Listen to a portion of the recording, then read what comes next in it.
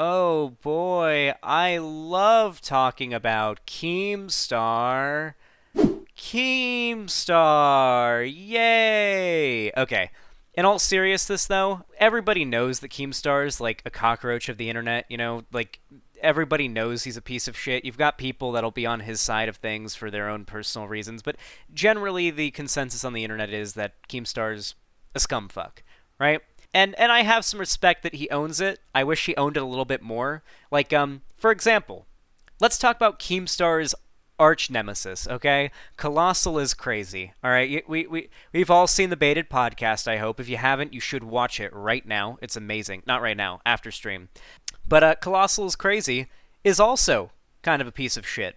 At least that's the kind of character that he plays in the internet, but he owns it so much better than Keemstar does, and that's why a lot of people like Colossal is crazy, and most people hate Keemstar. The reason why we're talking about Keem today is that somebody who was quite relevant in Keemstar's history of doing his Drama Alert channel has recently passed away.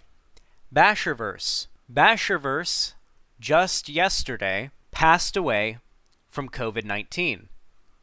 For those of you guys that are not aware, we'll go over it. All right, I'll give you guys a little bit of background on who Bashurverse is, the drama that happened between him and Keemstar, Bashurverse's death, and the response from Keemstar, and why a lot of people have been pissed at him, and why we're even covering this in the first place. So, Bashurverse is an OG Minecraft YouTuber. He started getting really popular when he started playing all sorts of mini games and whatnot in Minecraft with Sky Does Minecraft in like 2014, 2015.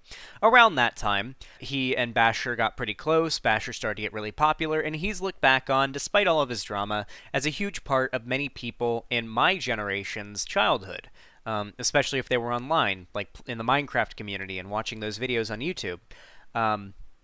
Though unfortunately, something came out a few years back. Now, correct me if I'm wrong, if I've got the line of events wrong here. I watched a documentary on this recently, but I don't remember all of the smaller details. But Grimzox, I know you're a little bit more into the drama community. Maybe you'll be a little more caught up on the details in this. So if you if you correct me here, I'll read what you post in chat to sort of live correct myself here. Anyway, here's the background. Someone had dug up an old arrest record from way before Bashurverse had started YouTube, finding that he had been arrested when he was, I believe, 21 or 22 for having illegal sex with a minor. Someone in chat said it was 19 and 15, I'm pretty sure. Okay, if that's true, then we'll go with it. So yes, it was when he was 19 years old, Bashurverse was arrested for having illegal sex with a minor. He was 19 and she was 15. It was actually 15 and 17, and then he turned 18, but his state doesn't have Romeo and Juliet. Yep, there it is. Thank you. So she was 15 and he was 17, and they were together, and then he turned 18 while she was still 15, and thus it became illegal. Now, there's a lot of states here in America that have Romeo and Juliet laws, which basically say that like an 18 or a 19-year-old can still be with a girl that's like 15, or with a person who's like 15 or 16, and it's still okay, even though one's overage and the other's not, right? The idea there is that, like, is it really a problem for a 17-year-old to date an 18-year-old? Like, probably not, right? Like, in most cases, you probably shouldn't be arresting 18-year-olds for dating 17-year-olds. Not exactly pedophilia, right? So there's laws in place to sort of protect that type of relationship, but the state that Bashurverse lived in just didn't have that type of law. Now, don't get me wrong. 18 and 15 is still pretty sus. Let's be real here. 18-year-olds should not be dating 15-year-olds, okay? It's just that's, in my personal opinion, a yikesy age gap that I'm not vibing with, okay? I'm not vibing with it. But when this was discovered, Keemstar reported on it. And he made probably one of the biggest factual inaccuracies of his entire drama covering career. And he reported it as being, I believe, around 24 or 25 and 14. He reported as Bashurverse was in his mid-20s, and this girl was like 14 or 13. Anyone else want to? I'm fuzzy on the numbers here. Was that what he reported? Yeah. 18 and 15 is definitely a little weird. Yeah, it's probably not something that you want to be happening, but I don't know if like the 18-year-old should be arrested in that scenario necessarily. It was 18 and 15, washed Ethan. All right, we'll sum it up broadly. Keemstar in his reporting had significantly raised the age of Bashurverse in this scenario and significantly lowered the age of the girl in this scenario. So it came out to something like Bashurverse was in his mid-20s and this girl was in her early teens, which is absolutely unacceptable, and I don't think anyone could justify that outside of Amos Yee type of people, you know what I mean? Pedophiles. So, following this drama, everyone kind of went with it, and Bashurverse's career was destroyed. Alright? It was done, dude. There was no coming back from that. Everybody disassociated with him. The internet was against him all the way. It was really bad. And he started posting these mental breakdowns he would have. He would go on to Drama Alert. You know, Keemstar would have him on Drama Alert to have meltdowns and shit like that. Actually, speaking of which, Scrimzox is in chat right now, and they posted a video of it, a quick 1-minute clip. So let's go ahead and watch the type of shit that Keemstar would have Bashurverse on to do, having his like mental breakdowns on here. So let's go ahead and give it a little watch. I go through this pain. You know I have to drink NyQuil every single night in order to sleep because going upstairs to that fucking bed is so fucking hard for me. And I see her making these tweets like everything's all fine and her on her freaking live streams like everything's all fucking fine. I don't fucking care anymore. You used me. You got fucking caught. I don't care anymore. This is bullshit. I don't give a fuck. I don't fucking care. At least in the end, I got the fucker in the ass. So, if you're wondering what this is referring to specifically, around the time this drama came out, obviously Basher was going through a lot of shit, having regular mental breakdowns and dealing with a lot of depression, suicidal thoughts, and whatnot. And he and his girlfriend, Clara Babylegs, had sort of a breakup. And from what I remember of the documentary I watched recently that did a big deep dive in all of this, Clara was acting quite shitty about Basher. And so Keemstar saw this as an opportunity to profit, had Basher on his show, because he knew that Basher would bring in a lot of views, considering the drama that had happened. And I believe this was after Keem had retracted his statement about it having been like 25 and 14 or 13 or whatever he said it was before. Yeah, whew. He did some fucked up shit. Let's finish the clip. What'd he say? He fucked her in the ass? Oh my god. Holy shit. Drama Alert Nation now over 338,000 subscribers. Shameless. To be fair, that is a sound clip he was playing on his stream. I don't think Basher was actually there, but he had Basher on multiple times. And so Keemstar became quite known for not only misreporting very important details in the story and essentially being responsible for the destruction of Basher's career. Though I will admit, not all the blame goes on Keemstar. I mean, Basher did exacerbate his situation by, posting a lot of his mental breakdowns and whatnot and kind of milking it for money. And then from there was sort of a dark path that happened where Basher was sort of, he was making new types of content to bring in views, and he was, like, super hardcore clickbaiting his girlfriend with, like, prank videos where it would be, like, she'd be naked in the thumbnail, but it'd be censored, or she'd always be in a bikini at most in all of the videos, and that would be how he would like make money because they got back together or whatever. Things were pretty scuffed for a while, and honestly, for a good while now, nobody really heard of Basher. I didn't really hear of Basher. I didn't even think he was still making content, but as it turns out, he has been. He just kind of rebranded to Toasty, I believe is his new name. or toast, something like that. Anyway, here's the announcement from Basher's Discord server, and this has all been confirmed. Bashurverse's sister has confirmed that he has passed from COVID. Let's go ahead and give it a quick read. I'm sorry I've been quiet for the last 24 hours. I know I'm not the one that everyone wants to hear from, and the only reason I took over admin rights was if the inevitable happened. Unfortunately, our wonderful Toast and Bashurverse, Toast is the name he went by, Brandon, died last night due to COVID. I held his hand while we kept him company, banjo music playing. He luckily went as peacefully as we could possibly make it, as the doctor told us he was past the point of no return, and we had no choice in how we should let him go. Or we had a choice in how we should let him go. I'm so sorry, everyone. He was doing slightly better Friday morning, but COVID is so cruel, and took him beyond what we could have ever hoped to recover from. He fought hard and long, and we tried everything to save him. I told him how much everyone here loved him, and how much we'll all miss him. I'm so sorry, everyone. We lost a legend last night. Someone who touched each and every one of our lives in a very genuine and gorgeous way. I lost my best friend. I'm also sorry I've been quiet. I wanted to make sure I had the go-ahead from his dad before posting this. He died surrounded by people who loved him so much. I have Kitty with me. Her and I will continue to live on with his memories, and I want to... And then it goes on, but it gets cut off. Very sad, very unfortunate. Now, this kind of puts a little pressure on Keemstar, right? Because you have to remember, Keemstar is largely responsible for being, like, the worst thing to ever happen to Bashurverse. You know? It's like, yeah, no shit. One of the first people that that the internet is going to look at is going to be Keemstar following this guy's death.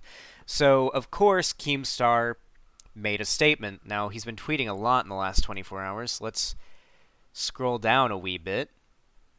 Bashur rumored to have died from COVID-19. Waiting for more info. Hashtag drama alert. We have to read his tweets like that. I don't know if it's just me, but I read all of his, I read them in the Keemstar voice.